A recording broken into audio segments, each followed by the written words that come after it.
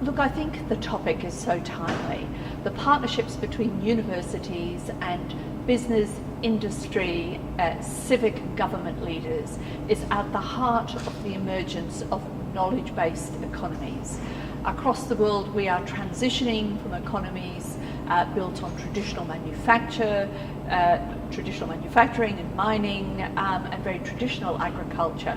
So to move to that next stage for cities and regions, we really need to deploy the university that's captured within a university, generated by some of the brightest minds, together with the astute commercial and equally social focus of our civic governments.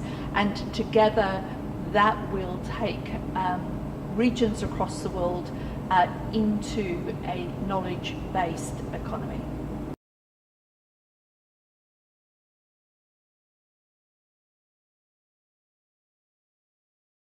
I think Australia in the last decade has very clearly understood that the future businesses and industries and the future roles for the workforce within those is going to be disrupted by that fourth industrial revolution, is going to be very different in terms of what that ecosystem looks like. And Australia has set very clearly in its sights to be part of that fourth industrial revolution and to make sure that people moving into the future workforce are well prepared.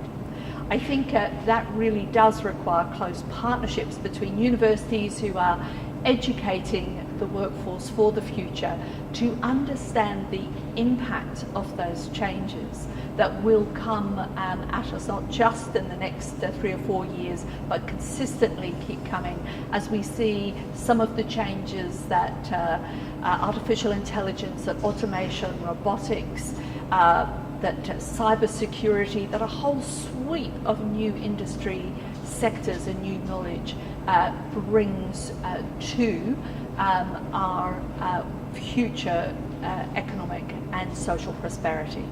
So Australia is well positioned, and within Australia, we as a university within our region are equally working with our partners. We're a university who is at number one in Australia for connecting for those Australian Industry Connection grants. We've had a deep history of being an industrial region and having partnerships across from health and engineering. So for our university, partnering, collaboration with industry and business is part of our DNA.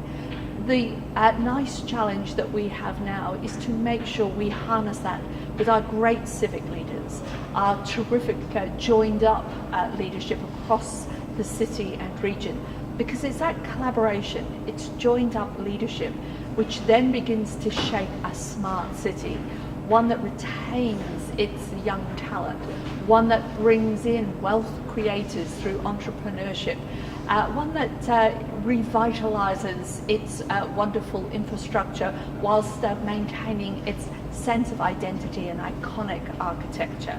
So this is the era of magnet cities.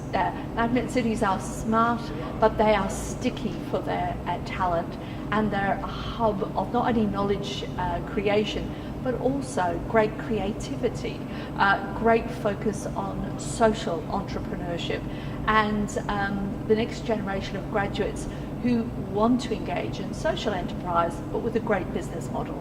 And I think our university stands as part of the team that will be delivering that for our Hunter Valley region. It's been fabulous. It's always great to come to Singapore, and SMU has provided such a wonderful location and a great opportunity to hear from some of the leaders in this area from different perspectives.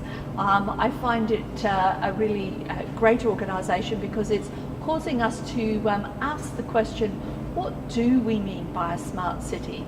What is the history of those who have built smart cities? We've heard from Pittsburgh, we've heard from Toronto, and we're seeing the ASEAN region engage in the smart city development. So many different perspectives, and you always learn something when a meeting is well organised, and I'm learning a lot.